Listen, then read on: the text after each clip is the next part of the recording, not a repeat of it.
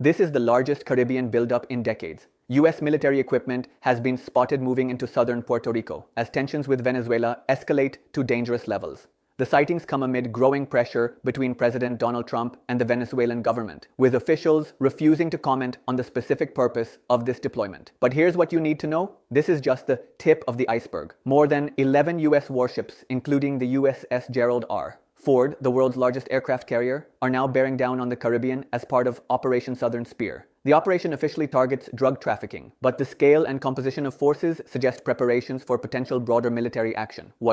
In southern Puerto Rico, F-35 stealth fighters have been deployed to the Cold War-era Roosevelt Roads Naval Base. Satellite imagery from September shows 5 F-35Bs on the former Navy ramp, along with MV-22 Osprey tilt-rotor aircraft and CH-53K King Stallion helicopters. The base reopened after 21 years, with local senators pushing for its use as a national security hub.